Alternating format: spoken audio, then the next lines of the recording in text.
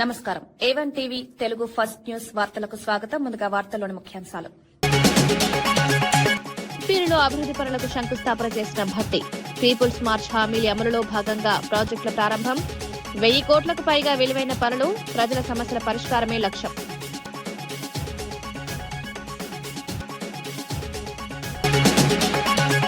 అమరావతి ఖర్చులపై ప్రశ్నించిన మాజీ మంత్రి కన్నబాబు.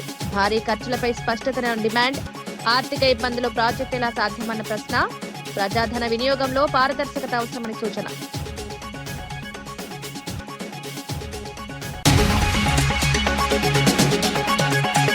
అప్పుల మధ్య కూడా అభివృద్ధి కొనసాగిస్తున్నామని జూపల్లి. సంక్షేమం అభివృద్ధిని సమాంతరంగా తీసుకువెళ్తున్నామని స్పష్టం. ఆర్థిక పరిస్థితిని సమతుల్యం చేస్తూ పాలన. ప్రజా అవసరాల మేరకు పథకాల అమలు.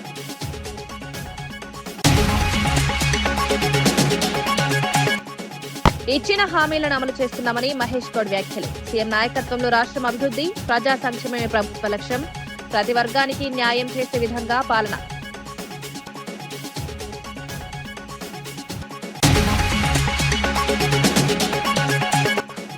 దేశ తొలి క్వీర్ ఎంపీగా మేనకా గురుస్వామి చరిత్ర. రాజ్యసభలో ప్రమాణ స్వీకారం.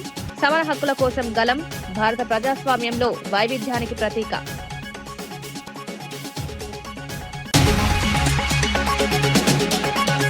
పీపుల్స్ మార్చ్ హామీల అమలులో భాగంగా పిప్పిరిలో భారీ అభివృద్ది పనులకు శంకుస్థాపన జరిగింది. డిప్యూటీ సీఎం భట్టి విక్రమార్క పాల్గొని పలు ప్రాజెక్టులకు శ్రీకారం చుట్టారు. పిప్పిరి నుంచి ఖమ్మం వరకు చేసిన పాదయాత్రలో ప్రజల సమస్యలు తెలుసుకున్నామన్నారు. వాటి పరిష్కారానికి కట్టుబడి ఉన్నామన్నారు. సుమారు 1000 కోట్లకు పైగా విలువైన పనులు ప్రారంభించినట్లు వెల్లడించారు. సాగునీటి ప్రాజెక్టులు, రిజర్వాయర్ల వంటి కీలక కార్యక్రమాలు చేపట్టినట్లు వివరించారు. మనం ఇచ్చినటువంటి హామీలు కానీ, వారు చెప్పినటువంటి సమస్యలు కానీ తప్పనిసరిగా మనం వాటిని శాంక్షన్ చేసి అమలు పరచాల్సిన బాధ్యత మన పైన ఉన్నది. మీరు పిప్పిరిలో భారీ బహిరంగ సభ ఏర్పాటు చేసి ఆదిలాబాద్ శాసనసభ ఉమ్మడి శాసనసభ నియోజకవర్గంలో పాదయాత్ర సందర్భంగా మీరు ఇచ్చిన హామీలన్నిటికి కూడా మనం అక్కడ శాంక్షన్ చేసి భూమి పూజ చేసి వారందరికీ మనం ఇచ్చినటువంటి హామీలను నిజం చేద్దాం. అదే మనం నిజమైనటువంటి ప్రజాపాలన, ప్రజలకు ఇచ్చేటువంటి పాలన. ఆ ఏర్పాట్లు చూడండి అని చెప్పి వారే నాతో స్వయంగా చెప్పి ఈ సభ ఏర్పాటుకి వారే కారణం. ఉమ్మడి ఆదిలాబాద్ జిల్లాలో ఆనాడు పిప్పిరి నుంచి మన్ను టెండర్లో మొదలుపెట్టినటువంటి ఆ పాదయాత్రలో నాతో పాటు కలిసి నడుస్తూ ఆ పిప్పిరి పాదయాత్రను, పీపుల్స్ మార్చ్ పాదయాత్రను విజయవంతం చేస్తూ ఇక్కడ సమస్యలు చెప్పినటువంటి మీ అందరి సమస్యలు పరిష్కారం చేస్తూ ఈ రోజు శాంక్షన్ చేయడమే కాదు, జీవోలన్నీ ఇష్యూ చేసి 1238 కోట్ల రూపాయలతో ఈ రోజు ఇక్కడ అన్నిటికి కూడా శంకుస్థాపన చేసినటువంటి సందర్భంలో మీ అందరి తరఫున నేను రాష్ట్ర ముఖ్యమంత్రి రేవంత్ రెడ్డి గారికి ప్రత్యేకంగా ధన్యవాదాలు, కృతజ్ఞతలు కూడా తెలియజేస్తా ఉన్నాను. ఈ సభ ఒక రాజకీయ సభ కాదు. ఈ సభ ఆనాటి ప్రజలతో మేము ఏర్పాటు చేసుకున్నటువంటి మమేకమైనటువంటి అనుబంధం. ఆనాటి ప్రజలకి ఈ పీపుల్స్ గవర్నమెంట్ ఇచ్చినటువంటి హామీలను అమలు చేయటం కోసం ఆత్మీయతతో ఇక్కడ కలిసి వచ్చి మీ అందరి సమక్షంలో శంకుస్థాపన చేసేటువంటి కార్యక్రమం ఇది. బీజేపీ ఎమ్మెల్సీకి చెందిన ప్రైవేట్ పాఠశాల ప్రారంభంపై ఆర్ఎస్ఎస్ ప్రవీణ్ కుమార్ విమర్శలు చేశారు. పెద్ద ఫీజులున్న స్కూల్ సామాన్యులకు అందుబాటులో ఉండవన్నారు. పేదల పిల్లలకు విద్య అందించేందుకు గురుకులాల ప్రాముఖ్యతను గుర్తు చేశారు. గతంలో ఏర్పాటైన గురుకులాల ద్వారా అనేక మంది విద్యార్థులు లాభపడిన విషయాన్ని ప్రస్తావించారు. ప్రస్తుతం ఆ వ్యవస్థ బలహీనపడుతోందని ఆందోళన వ్యక్తం చేశారు. లేక్ ఫీల్డ్ ఇంటర్నేషనల్ స్కూల్లో ఫీజు ఎంత ఉంటుంది? 5 లక్షలు ఉంటుంది. ఎవరు కడతారు నాయన 5 లక్షలు? నీ కొడుకు కడతాడేమో రేవంత్ రెడ్డి, నీ బిడ్డ కడతాడేమో, నీ మనవాడు కడతాడేమో, మా బిడ్డలు కట్టలేరయ్యా. అందుకరికే కదా కేసీఆర్ గారు మా అందరికీ గురుకులాలు పెట్టి ప్రతి బిడ్డకు సన్న బియ్యం పెట్టి 2 సార్లు నెలకు 2 సార్లు చికెన్ పెట్టి, నెలకు 2 సార్లు మటన్ పెట్టి, 4 సార్లు చికెన్ పెట్టి, నెయ్యి పెట్టి, సన్న బియ్యం ఇచ్చి ఆంగ్ల భాషలో విద్యాబోధన నేర్పించి ఇక్కడ మీ దాంట్లో చాలా మంది కూడా మా దగ్గర చదువుకున్నారు. I'm not inferior to anyone. I shall be the leader wherever I am. I shall do what I love and be different. I shall always think big and aim high. I shall be honest, hard working and punctual. I shall never blame others for my failures. I shall repay what I borrow. I shall neither beg nor cheat. I shall never fear the unknown, I shall never give up అనే ఒక కొత్త భాషను తెలంగాణ బిడ్డలకు నేర్పించింది కేసీఆర్ కాదా? అలాంటి ఆనవాళ్లను చెరిపేయాలని చూస్తున్న నువ్వు చరిత్రహీనుడివి కాదా రేవంత్ రెడ్డి గారు? ఒక్కసారి ఆలోచించండి. వీటి గురించి కదా మనం ఈరోజు రోడ్డెక్కాల్సింది. కాంగ్రెస్ పార్టీ ఇచ్చిన ప్రతి హామీని అమలు చేస్తూ ముందుకు సాగుతోందని టీపీసీసీ అధ్యక్షుడు మహేష్ కుమార్ గౌడ్ తెలిపారు. ముఖ్యమంత్రి, ఉప ముఖ్యమంత్రి నాయకత్వంలో రాష్ట్రాన్ని అభివృద్ధి దిశగా నడిపిస్తున్నామన్నారు. ప్రజా సంక్షేమమే ప్రభుత్వ లక్ష్యమని పేర్కొన్నారు. ఎన్నికల సమయంలో ఇచ్చిన హామీలను నెరవేర్చడంలో ప్రభుత్వం కట్టుబడి ఉందన్నారు. ప్రతి వర్గానికి న్యాయం చేసే విధంగా పాలన సాగుతోందని వివరించారు. ప్రజల నుంచి వచ్చిన సమాచారం సేకరించి ప్రజల అవసరాలను గుర్తించి ఏదైతే వాగ్దానాలు చేసినారో ఈ 2.5 సంవత్సరాలుగా ప్రతి వాగ్దానం తప్పకుండా తీరుస్తూ వస్తున్నటువంటి సందర్భం. రైతులకు సమస్యలు కావచ్చు, నిరుద్యోగుల సమస్య కావచ్చు, అభివృద్ధి కావచ్చు, సంక్షేమం కావచ్చు, ఇవాళ ఇస్తున్నటువంటి ఇందిరమ్మ ఇల్లు, సన్న బియ్యం, రేషన్ కార్డులు ఒక విప్లవాత్మక మార్పు నాంది పలుకున్న సందర్భంలో ఇవాళ ఇక్కడ బహిరంగ సభ ఏర్పాటు చేసిన సందర్భంలో నేను బట్టి విక్రమార్కకి మనస్ఫూర్తిగా అభినందన తెలియజేస్తా ఉన్నాను. ఆనాడు మీరు పాదయాత్ర ఈ ప్రాంతం నుంచి మొదలుపెట్టినారు, ప్రజల యొక్క గోడు విన్నారు, ప్రజలకు చెప్పిండ్రు. ఇవాళ అధికారులకు వచ్చిన తర్వాత మీరు డిప్యూటీ ముఖ్యమంత్రిగా ఈ కార్యక్రమాల్ని ముఖ్యమంత్రి చేతితో అన్ని తీరుస్తూ పోతా ఉన్నారు. మిత్రులారా, యువకులంటూ ముఖ్యమంత్రి, డిప్యూటీ ముఖ్య సారథ్యంలో తెలంగాణ రాష్ట్రం ఈ దేశంలో ఒక మేటి రాష్ట్రంగా రాబోతా ఉంది. ఈ ఆదిలాబాద్ 83కు పూర్వం వస్తా ఉంది. వచ్చే ఎన్నికల్లో కాంగ్రెస్ పార్టీ పూర్వవైభవంతో ముందుకు పోతుంది.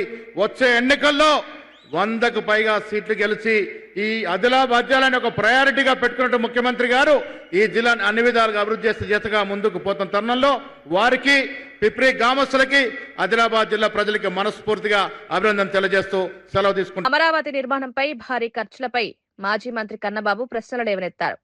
ఒకవైపు ఆర్థిక ఇబ్బందులున్నాయని చెప్తూ మరోవైపు లక్షల కోట్లతో రాజధాని నిర్మాణం ఎలా సాధ్యమని ప్రశ్నించారు. అమరావతి ప్రాజెక్టు ఖర్చులపై స్పష్టతనివ్వాలని డిమాండ్ చేశారు. ప్రజాధన వినియోగంపై పారదర్శకత అవసరమన్నారు. ప్రభుత్వ నిర్ణయాలు ప్రజలకు వివరించాల్సిన బాధ్యత ఉందన్నారు. ప్రపంచానికి తెలియజేసే ఒక ఆయుధంలాగా మావిగన్ కనిపించింది. దాంతో ఉలిక్కిపడి వెకిలి మాటలు, వెక్కిరింతలు, విచిత్రమైన చేష్టలు, ఎవరు ఏం మాట్లాడుతున్నారో, ఎవరు ఏం రాస్తున్నారో తెలియని అయోమయంలోకి చంద్రబాబు నాయుడు, ఆయన ప్రభుత్వం, ఆయన మద్దతు మీడియా, ఆయన భజన బృందాలు అందరూ కూడా వారం రోజుల నుంచి ఇదే. ఆయన ఏం చెప్పారు? ప్లాన్ బిగా మచిలీపట్నం, విజయవాడ, గుంటూరు మధ్య ప్రాంతాన్ని ఒక క్యారిడర్గా, గ్రోత్ క్యారిడర్గా అభివృద్ధి చేసుకుంటే ఒక 20,000 కోట్ల రూపాయలు ఖర్చు పెడితే కనెక్టివిటీ వచ్చినట్లయితే అది ఒక పెద్ద గ్రోత్ సెంటర్గా మారుతుంది కదా. 2 లక్షల కోట్ల రూపాయలు ఇవాళ ఉన్న అంచనాల ప్రకారం అమరావతికి అవసరమైతే కొద్ది రోజుల్లో అది 2 లక్షలు పెరిగే కొద్దీ ఇంకా లక్షలాది కోట్ల ఖర్చుకి పెరిగిపోతుంది. అసలు ఇది సాధ్యమా? కాబట్టి ఈ ప్లాన్ బిని ఆలోచిస్తే తప్పేంటి అని జగన్మోహన్ రెడ్డి గారు చేసిన ఒక సూచనతో ఎందుకు చంద్రబాబు వెన్నులో వణుకు పుట్టింది అని మేము అడుగుతున్నాం. ఎందుకు అంత భయపడుతున్నారు? మీరే చెప్తున్నారు కదా, అమరావతిని చట్టం రూపొందించి ఆ చట్టంలో ఎవరు ముట్టుకోకుండా మేము బంధించి పెట్టాము అని చెప్తున్నారు. మరి అంత గొప్ప చట్టాలు తయారు చేసి అమరావతిని ప్రొటెక్షన్ ఇచ్చిన మీకు జగన్ గారు చెప్పిన మావిగన్ను ఎందుకు వణుకు పుట్టే? రేపు జగన్ గారు వస్తే దీన్ని మార్చే అవకాశం ఉంటుంది కాబట్టి దీన్ని ప్రొటెక్ట్ చేస్తాం మేమని చెప్పి వాళ్ళే చెప్తున్నారు. ఆ పార్టీ అధికారంలో ఉన్న పెద్దలే చెప్తున్నారు. అంటే జగన్ వస్తాడనే ఒకే ఒక భయం మిమ్మల్ని ఉరుకులు పరుగులు పెట్టిస్తుంది. అంటే జగన్మోహన్ రెడ్డి గారు మాట్లాడిన ఒక గ్రోత్ క్యారిడార్ అనే ఒక పదం వాడితే మీకు గుబులు పుట్టి ఇప్పుడు రాష్ట్రం మొత్తాన్ని, అన్ని ప్రాంతాలని గ్రోత్ క్యారిడార్గా డెవలప్ చేస్తామని చెప్పే పరిస్థితికి మీరు వచ్చారు. జగన్ పవర్ ఏంటనేది ఈ ఒక్క ప్రెస్ మీట్తోనే ఈ రాష్ట్రం మళ్ళీ మరొకసారి తెలుసుకుంది. అటు జంగారెడ్డిగూడెం దగ్గర నుంచి గుంటూరు దాకానే కాదు, ఈ రాష్ట్రంలో అన్ని ప్రాంతాలు అభివృద్ధి జరగాలి, అందుకు వికేంద్రీకరణ మాత్రమే ఒక టూల్ అని ఆయన మొదటి నుంచి చెప్తూ వచ్చారు. అందుకే శాసన రాజధానిగా అమరావతిని పెట్టి, ఆర్థిక రాజధానిగా విశాఖపట్నాన్ని, అదేవిధంగా జ్యుడిషియల్ క్యాపిటల్గా న్యాయ రాజధానిగా కర్నూలుని ఆ రోజు ఆయన ప్రతిపాదించారు. ఇవన్నిటినీ కాదని ఇవాళ మీరు తీసుకొచ్చి మళ్ళీ అమరావతిని డెవలప్ చేస్తామంటున్నారు. ఇప్పటి వరకు మీరు ఖర్చు పెట్టింది ఎంత? 8,000 కోట్లు. 7 ఏళ్ల పాటు ముఖ్యమంత్రిగా ఉండి మీరు ఖర్చు పెట్టింది 8,000 కోట్లు అయితే 2 లక్షల కోట్లు ఇవాళ అంచనాకి కావాల్సి వస్తే ఎన్నాళ్ళు పడుతుంది అనేదే ఇవాళ ప్రజల ముందున్న పెద్ద ప్రశ్న. ఇంత డబ్బు లేదు కాబట్టే మీరు ఆల్టర్నేటివ్గా ఒక క్యారిడార్ని డెవలప్ చేసి అంతా కనెక్టివిటీ చేస్తే మీరు అనుకున్న ప్రాంతానికి ఇంకా మంచిది కదా అని జగన్ గారు చెబితే ట్రోల్ చేస్తా ఉన్నారు. చంద్రబాబు అంటే పడి చచ్చిపోయే ఆంధ్రజ్యోతి రాధాకృష్ణ కొత్త పలుకుని ఒకటి రాశాడు ఆయన. వారం వారం మా కర్మగాలి అలాంటి చెత్త పలుకులు చదువుతూ ఉంటాం, ఎందుకంటే మాకు పేపర్లు చదవడం అలవాటు కాబట్టి. అంతకి పరాకాష్ఠగా ఆయన రాసిన రాత ఏంటంటే, రేపు జగన్మోహన్ రెడ్డి గారట వైఎస్ఆర్ పార్టీ నాయకులందరినీ వీళ్ళ మీ భార్యలు కాదు మీ చెల్లెళ్ళు అనుకోండి అంటే చెల్లెళ్ళు అనుకుని వేరే సంబంధాలు చూస్తారని మాట్లాడుతున్నాడు. ఇంతకన్నా దిగజారుడుతనం, ఇంతకన్నా నీచంగా రాయగలగడం. అమరావతి నిర్మాణ ప్రక్రియపై వంగవీటి నరేంద్ర సందేహాలు వ్యక్తం చేశారు. ప్రాజెక్ట్ ఎప్పుడు పూర్తవుతుందో స్పష్టత లేదన్నారు. కేంద్ర నిధులతో తాత్కాలిక నిర్మాణాలు ఎందుకు చేపట్టారో వివరించాలని కోరారు. డిజైన్ల పేరుతో ఖర్చులు పెరుగుతున్నాయని విమర్శించారు. ప్రజాధనాన్ని సమర్థంగా వినియోగించాల్సిన అవసరం ఉందన్నారు. ప్రాజెక్టు అమలు విధానంపై పారదర్శకత ఉండాలని సూచించారు. గతంలో మీరు దాదాపు 2014 నుంచి 19లో గాని మీరు ఖర్చు పెట్టినటువంటి సెంట్రల్ గవర్నమెంట్ ఇచ్చినటువంటి ఫండ్స్ తాత్కాలిక కట్టడాలు ఎందుకు కట్టారు? 5,000 కోట్ల రూపాయలు తాత్కాలిక కట్టడాలు ఎందుకు కట్టారు? వచ్చిన తర్వాత ఈ విజయ్ కుమార్ అని ఆయన అంటాడు, తెలంగాణ అసెంబ్లీ సెక్రటేరియట్ అనేది కేవలం 3 సంవత్సరాలు కట్టి పక్కన పడేశారు. జగన్మోహన్ రెడ్డి గారు మీరేం చేయగలుగుతున్నారు అన్నాడు. మరి మీ విజన్ ఉన్న నాయకుడు ఇప్పుడుకొచ్చి 2 సంవత్సరాలు అయింది కదయ్యా. గతంలోనే నమూనాలు తీసుకున్నారు కదా, డిజైన్ల రూపంలో కొన్ని 100 కోట్లు ఖర్చు పెట్టారు కదా, సింగపూర్ కంపెనీకి, జపాన్ కంపెనీకి, ఇంకెక్కడో ఎవరెవరో కంపెనీలకి ఖర్చు పెట్టారు కదా. ఆ డిజైన్లన్నీ మీకు ఇంకా ఫైనల్ అవ్వలేదా? మళ్ళా డిజైన్ల పేరు మీద ఇంకొక 401 కోటి రూపాయల దాకా ఖర్చు పెట్టారు కదా, ఇంకెన్ని డిజైన్లు కావాలి? మీ మాటల్లో అర్థమైంది ఏంటంటే ఇది నిరంతర ప్రక్రియ. డిజైన్ల పేరు మీద మేము దోచుకుంటాం, ఈ లోపల వర్షాలు పడతాయి, మళ్ళా నీళ్లు వస్తాయి, ఆ నీళ్లు తోడటానికి మళ్ళా అక్కడ కాంట్రాక్ట్లు, అది క్లియర్ అయ్యే లోపల పిచ్చి చెట్లు పెరుగుతాయి, మళ్ళీ అది క్లియర్ చేయడానికి ఇంకొక 100 కోట్లు. ఇలా ఇది మీ నిరంతర ప్రక్రియ, ఇదే మీ నిరంతర ప్రక్రియ. అంతేకాని మీరు కట్టాలనుకున్నది కానీ చేయాలనుకున్నది కానీ అది వాస్తవం కాదు. జనసంచారానికి అతి దగ్గరగా ఉన్నటువంటి స్థానంలో కట్టుకుంటారు. అది క్యాపిటలే గాని డెవలప్మెంటే గాని. ఆ విధంగా ఆలోచించినటువంటి వ్యక్తే జగన్మోహన్ రెడ్డి గారు ఇచ్చిన ఐడియా మావిగన్. ఎందుకంటే మచిలీపట్నం గాని, ఇటు విజయవాడ గాని, గుంటూరు గాని, పరిసర ప్రాంతాల్లో ఆల్రెడీ 6 లేన్స్ అన్ని రకాలుగా ఇన్ఫ్రాస్ట్రక్చర్ గాని, లాజిస్టిక్స్ గాని డెవలప్ అయి ఉన్నాయి. ఏమీ లేనటువంటి ఖాళీ స్థలంలో మీరు కొత్తగా భవనాల పేరు మీద కేవలం ఇన్ఫ్రాస్ట్రక్చర్ కే 2 లక్షల కోట్ల రూపాయలు మీరు ఖర్చు పెట్టడానికి, అక్కడ మీరు చేసినటువంటి రైతులకు వాగ్దానం, మేము ఇక్కడ క్యాపిటల్ తీసుకొస్తామని చెప్పినటువంటి వాగ్దానాన్ని నిలబెట్టుకోవడానికి, దీని వెనక మీరు చేసేటువంటి స్కాములకి ఆస్కారం ఉంది కాబట్టే మీరు ఈ రాజధాని అనేటువంటి ఒక పెద్ద గేమ్ ఆడుతున్నారు. హర్షవీణ ఘటనపై తాతంశెట్టి నాగేంద్ర స్పందించారు. తనపై వస్తున్న ఆరోపణలు కుట్రలో భాగమన్నారు. తనను పార్టీని దెబ్బతీయాలనే ఉద్దేశంతో ఈ ప్రచారం జరుగుతోందన్నారు. ఈ కేసును న్యాయస్థానం పరిశీలిస్తుందని పేర్కొన్నారు. వాస్తవాలు వెలుగులోకి వస్తాయని ధీమా వ్యక్తం చేశారు. ఈ అంశంలో రాజకీయ కోణం ఉందని ఆరోపించారు. మీరందరూ స్త్రీలు అన్యాయం జరిగితే విపరీతంగా ఉంటారు కదా. మీరు ఒక సునీతమ్మ, ఒక షర్మిలమ్మ, ఒక విజయమ్మ, ఇంతమంది అమ్మలకు, ఇంతమంది స్త్రీమూర్తులకు న్యాయం అడగని మీరు హర్షవీణకి న్యాయం జరగాలని అడుగుతున్నారు ఎందుకు? ఎవరు కాదన్నారు న్యాయం? ఏం జరగాలి న్యాయం? ఇది పర్సనల్ విషయం. ఇద్దరు కోర్టుకి వెళ్ళారు, కోర్టు తెలుస్తుంది. ఇప్పుడు నిజంగా అరవ శ్రీధర్ గారు తప్పు చేస్తుంటే కోర్టు శిక్షించమనండి. We welcome. జనసేన పార్టీ నాయకులుగా కానీ ఎస్ మా వాడు తప్పు చేస్తే శిక్షించమని చెప్తున్నాం. ఆమె తప్పు చేస్తే ఆమె శిక్ష అనిపిస్తుంది. మధ్యలో ఈ డ్రామా ఎందుకండి? ఎవరు నడిపిస్తున్నారండి? ఎంత కుట్ర చేస్తున్నారు మీరు? ఎక్కడెక్కడో గోవాలో, విజయవాడలో ఎవరో లాయరు, ఎవరెవరు ఉన్నారు దీని వెనక? ఎవరు రక్కాసి, ఎవరు రాక్షసి, ఎవరు ఏం మొత్తం మాకు తెలుస్తుంది కదా. మీ కుట్ర అంతా తాతంశెట్టి నాగేంద్ర మీదో ఇంకొకరి మీదో కాదు. దీని వెనక ఒక పెద్ద నెట్వర్క్ ఉంది. విపక్షంలో ఉన్న మీరు, స్వపక్షంలో ఉన్న మా వాళ్ళ తెలియని కొంతమంది, మరి అలాగే సహపక్షం మొత్తం పొత్తులో ఉన్న పార్టీలో ఉన్న కొంతమంది నేతలు కలిసి ఒక చిన్న డ్రామా జరుగుతుంది ఇక్కడ. ఏంటంటే 20 సంవత్సరాల చరిత్రను తిరగరాసింది జనసేన పార్టీ. ఫస్ట్ జనసేన అనేది కోడులో ఉండకూడదు, ఇది వీళ్ళ మోటో. కావలసినంత సమాచారం ఉంది నా దగ్గర. అసలు ఏం జరిగిందనేది కూడా వినండి ఒకసారి. మేము అమరావతి వచ్చిన సందర్భంగా మేము చేసుకుంటున్నాం. మీ వైసీపీ ఫంక్షన్లలో మా జన సైనికులు ఎవడైనా వచ్చి అట్లా వీడియోలు తీస్తూ అడిగితే రఫ్గా మీరు వదులుతారా? మీ ఫంక్షన్ల దగ్గరికి మేము ఎప్పుడన్నా వచ్చామా? కోతవేటు దూరం ఒక ఎమ్మెల్యే, ఒక జనసేన పార్టీ ఒక ఎమ్మెల్యే ఉన్నారు, అంతమంది అక్కడ ఉంటే బారడు దూరంలో నిలబడుకుని మీకు 2 కోర్టుకు వెళ్ళి ఉన్నారు. అక్కడ వీడియో దేశ తొలి క్వీర్ ఎంపీగా మేనకా గురుస్వామి చరిత్ర సృష్టించారు. భారత పార్లమెంటరీ చరిత్రలో కొత్త అధ్యాయం నమోదైంది. Supreme court senior advocate doctor Menaka Guruswamy Rajya Sabha సభ్యురాలిగా ప్రమాణ స్వీకారం చేశారు. దీంతో దేశపు తొలి బహిరంగ క్వీర్ ఎంపీగా ఆమె గుర్తింపు పొందారు. సమానత్వం, రాజ్యాంగ విలువల కోసం తన గళాన్ని వినిపిస్తానని తెలిపారు. ఎలిజిబిలిటీ క్యూ వర్గాలకు ఇది ఒక ముఖ్యమైన ప్రాతినిధ్యంగా నిలుస్తోంది. సమాజంలో సమాన హక్కుల కోసం ఈ పరిణామం కీలకమని విశ్లేషకులు పేర్కొంటున్నారు. And integrity of India, and that I will faithfully discharge the duty upon which I am about to enter.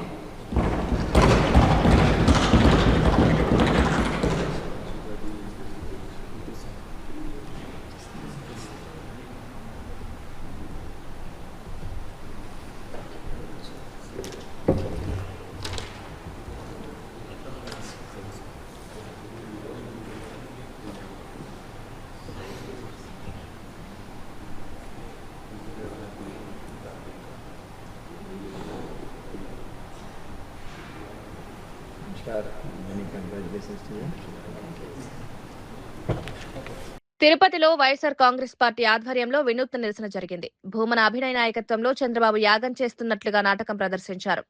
రాష్ట్ర అభివృద్ధి అంశాలను వ్యంగ్యంగా చూపిస్తూ నిరసన తెలిపారు. అమరావతి పేరుతో అవినీతి జరుగుతోందని ఆరోపించారు. ప్రజలకు ఈ విషయాన్ని చాటి చెప్పేందుకు ఈ విధానం చేపట్టినట్టు తెలిపారు. సీమ ప్రజల కలలు పెండింగ్ ప్రాజెక్టులు సమర్పయామి. ఉత్తరాంధ్ర నీటి ప్రాజెక్టులు సమర్పయామి. బాబోరు ఈ విశాఖ ఉక్కును కూడా వేసేయండి, ఒక పని అయిపోతుంది. అలాగే విశాఖ ఉక్కు సమర్పయామి.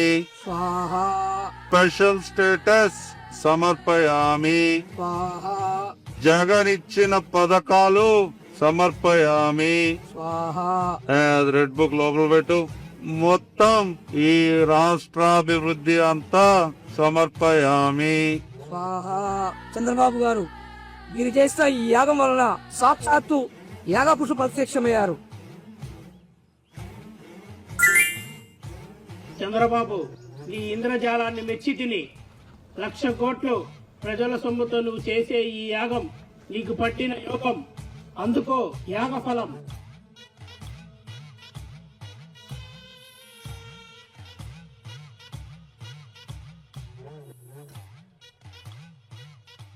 జై జయం చంద్రబాబు.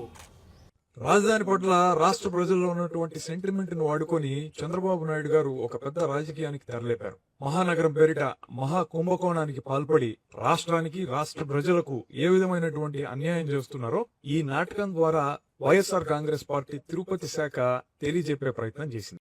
విశాఖలో వేపగుంట స్పినగాడి రోడ్డు నిర్మాణం పూర్తి చేయడం సంతృప్తినిచ్చిందని ఎమ్మెల్యే పంచకల రమేష్ బాబు తెలిపారు. ఈ రహదారి వల్ల పలు నియోజకవర్గాల ప్రజలకు ప్రయోజనం కలుగుతుందన్నారు. భూసేకరణలో నష్టపోయిన వారికి పరిహారం అందజేశారు. గతంలో ఆలస్యమైన పనులను వేగవంతం చేసి పూర్తి చేశామని వివరించారు. అభివృద్ధి పనుల్లో అధికారుల సహకారం కీలకమని పేర్కొన్నారు. ప్రజల అవసరాలను దృష్టిలో పెట్టుకుని ప్రాజెక్టులు చేపడుతున్నామని తెలిపారు. దగ్గర 76 లక్షల రూపాయలు అందబోతా ఉన్నాయి. ఈరోజు 47 మందికి ఇచ్చాం. ఇంకా ఓనర్షిప్ అంటే అన్నదమ్ముల మధ్యలో కానీ, తండ్రి కొడుకుల మధ్యలో కానీ ఒక క్లారిటీ వచ్చిన తర్వాత మిగతావి కూడా పంపిణీ చేస్తాం రాబోయే వారంలో 10 రోజుల్లో. ఈ రోడ్డు ఇంత బాగా అనుకున్న టైం కన్నా ఫాస్ట్గా చేయించి ప్రజల మన్నలు మేము పొందే విధంగా చేసిన మా విఎంఆర్డీఏ కమిషనర్కి, జీఎంసీ కమిషనర్కి, మా మంత్రి నారాయణ గారికి కూడా ధన్యవాదాలు తెలియజేస్తా ఉన్నాం. ఏ ఒక్కరికి అండ్రెస్ లేకుండా ఏ ఒక్కరూ ఇబ్బంది పడకుండా పని కూడా చాలా పద్ధతిగా చేసేది మా ఎంఆర్ఓ డిపార్ట్మెంట్ కానీ మా విఎంఆర్డీఏ డిపార్ట్మెంట్ కానీ చాలా పద్ధతిగా చేసి ఏ ఒక్క వ్యక్తితో ఒక మాట అనిపించుకోకుండా కార్యక్రమం ముందుకెళ్తా ఉంది. మనస్ఫూర్తిగా అలా చేయిస్తున్న మా కమిషనర్కి ధన్యవాదాలు తెలియజేస్తూ భవిష్యత్తులో ఈ రోడ్డు ప్రభుత్వానికి కానీ మాకు కానీ మీ ద్వారా చాలా మంచి పేరు తెచ్చిన రోడ్డు అవుతుంది. అది గతంలో చాలా ఇబ్బంది పడ్డారు ఈ ప్రాంతం వాళ్ళు. చోడవరం మాడుగుల నుంచి సబ్బవరం మీదుగా వచ్చే వాళ్ళు అందరూ ఈ రోడ్డే వాడతారు కాబట్టి మంచి వెసులుబాటు ఇచ్చినందుకు మనస్ఫూర్తిగా అభినందనలు తెలియజేస్తాను. నియోజకవర్గాల పునర్విభజనలో దక్షిణాది రాష్ట్రాలకు అన్యాయం జరుగుతోందని వేముల వీరేశం తెలిపారు. ఈ అంశంపై స్పష్టత ఇవ్వకుండా విమర్శలు చేయడం సరైంది కాదన్నారు. దక్షిణాది రాష్ట్రాల హక్కులను కాపాడడం ప్రతి నాయకుడి బాధ్యత అన్నారు. తెలంగాణ ప్రజల ఆశయాలకు అనుగుణంగా నిర్ణయాలు ఉండాలన్నారు. ప్రజాస్వామ్య పరిరక్షణలో భాగంగా అన్ని ప్రాంతాలకు సమాన ప్రాతినిధ్యం అవసరమని సూచించారు. ఈ అంశంపై కేంద్రం స్పందించాలని డిమాండ్ చేశారు. ప్రజలు మొత్తం గమనిస్తారు అనేటువంటి విషయాన్ని సంజయ్ గమనంలోకి తీసుకోవాలని చెప్పేసి మేము ఈ సందర్భంగా తెలియజేస్తాం. గౌరవనీయులు ముఖ్యమంత్రి రేవంత్ రెడ్డి గారు డీలిమిటేషన్ ప్రక్రియ దక్షిణాది రాష్ట్రాలకు నష్టం వాటిల్లేలాగుంది, దక్షిణాది రాష్ట్రాలకు నష్టం జరుగుతూ ఉంది. ఉత్తరాది 3-4 రాష్ట్రాలకు సంబంధించినటువంటి సీట్లు ఎక్కువ పెరగటం మూలంగా ఈ దేశం యొక్క ఔన్నత్యాన్ని దెబ్బతీసే విధంగా ఉన్నది అని చెప్పేసి గౌరవ ముఖ్యమంత్రి రేవంత్ రెడ్డి గారు చాలా స్పష్టంగా చెప్పిండు. బండి సంజయ్ దక్షిణాది రాష్ట్రాల నుంచి కేంద్ర హోంశాఖ మంత్రిగా పనిచేస్తున్నటువంటి వ్యక్తి. దక్షిణాది రాష్ట్రాలకు అన్యాయం జరుగుతుందని గౌరవ ముఖ్యమంత్రి రేవంత్ రెడ్డి గారు స్పష్టంగా చెప్పినప్పుడు దక్షిణాది రాష్ట్రాలకు అన్యాయం జరగనీయను, దక్షిణాది రాష్ట్రాల్లో కూడా ఉత్తరాదితో పాటు సమాన స్థాయిలో సీట్లు పెంచడం కోసం నేను ప్రయత్నం చేస్తాను, నేను బాధ్యత తీసుకుంటానని చెప్తే బాగుండేది. అట్లా కాకుండా ముఖ్యమంత్రి అడిగినటువంటి దానికి సూటిగా సమాధానం చెప్పకుండా, ఎట్లా అన్యాయం జరుగుతలేదో వివరించకుండా, ఈ దేశం పట్ల ఆయనకొక్కనికే అభిమానం ఉన్నట్టు, దేశభక్తి భావం ఆయనకొక్కనికే ఉన్నట్టుగా మాట్లాడుతూ ఉంది. కానీ మా కాంగ్రెస్ పార్టీకి, గౌరవనీయులు గాంధీ కుటుంబానికి ఈ దేశం పట్ల, ఈ దేశం యొక్క ప్రజల పట్ల సమున్నతమైనటువంటి గౌరవం ఉన్నటువంటి వ్యక్తులు గాంధీ కుటుంబం. ఈ దేశం కోసం ఇందిరాగాంధీ త్యాగం చేసింది, ఈ దేశం కోసం రాజీవ్ గాంధీ త్యాగం చేసిండు, ఈ దేశం కోసం గాంధీ కుటుంబం రక్తాన్ని ధారపోసిండ్రు. ఇట్లాంటి పార్టీల్లో నాయకునిగా ఉండి మా ముఖ్యమంత్రి గారు ఈ దేశంలో దక్షిణాది రాష్ట్ర ప్రజలు కూడా ఒక భాగమే, వీళ్ళకి అన్యాయం జరగొద్దు, దక్షిణాది ప్రాంత ప్రజలకు అన్యాయం జరిగితే వీళ్ళ పక్షాన కాంగ్రెస్ పార్టీ ప్రతినిధిగా నేను బలంగా మాట్లాడతాను, ఈ ప్రాంత ప్రజలు ఉద్యమిస్తారని చెప్పగానే ఈరోజు బీజేపీ నాయకులకు భయం పుచ్చుకొని ముఖ్యమంత్రి గారు ఏదో సెంటిమెంట్ రెచ్చగొడుతుండనేటువంటి పేరుతోని ముఖ్యమంత్రి పైన అవాకులు చెవాకులు బండి సంజయ్ వెళ్తూ ఉండు. బండి సంజయ్, నువ్వు దక్షిణాది ప్రాంతంలో భాగమైనటువంటి తెలంగాణ ప్రజల ఓట్లతో గెలిచినావు కాబట్టి ఈ ప్రాంతానికి నష్టం జరగకుండా, ఈ ప్రాంతానికి అన్యాయం జరగకుండా, ఈ ప్రాంతానికి న్యాయం జరిగేటువంటి పద్ధతుల్లో నువ్వు పనిచేస్తే ఓకే. నీ చేత కాకుంటే మా ముఖ్యమంత్రి గారితో వచ్చి కలిసి పనిచేయి, బాగుంటుంది. కానీ మాట్లాడుతున్నా, ప్రశ్నిస్తున్నా, వాస్తవాలు చెప్తున్న మా ముఖ్యమంత్రి పైన అవాకులు చెవాకులు పేలొద్దని. వార్తలు ముగించే ముందు ముఖ్యాంశాలు మరోసారి. పిపిలో అభివృద్ధి పనులకు శంకుస్థాపన చేసిన భట్టి. పీపుల్స్ మార్చ్ హామీల అమలులో భాగంగా ప్రాజెక్టుల ప్రారంభం. 1000 కోట్లకు పైగా విలువైన పనులు, ప్రజల సమస్యల పరిష్కారమే లక్ష్యం.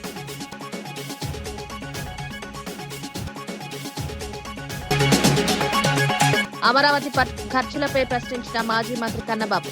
భారీ ఖర్చులపై స్పష్టతను డిమాండ్. ఆర్థిక ఇబ్బందులు ప్రాజెక్టు ఎలా సాధ్యమన్న ప్రశ్న. ప్రజాధన వినియోగంలో పారదర్శకత అవసరమని సూచన.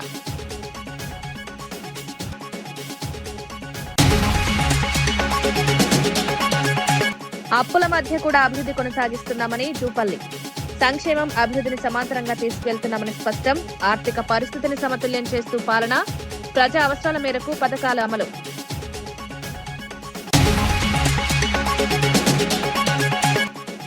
ఇచ్చిన హామీలను అమలు చేస్తున్నామని మహేష్ గౌడ్ వ్యాఖ్యలు. సీఎం నాయకత్వంలో రాష్ట్రం అభివృద్ధి, ప్రజా సంక్షేమమే ప్రభుత్వ లక్ష్యం. ప్రతి వర్గానికి న్యాయం చేసే విధంగా పాలన.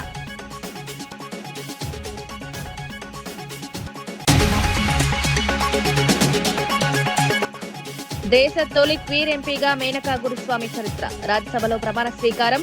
సమాన హక్కుల కోసం గలం. భారత ప్రజాస్వామ్యంలో వైవిధ్యానికి ప్రతీక.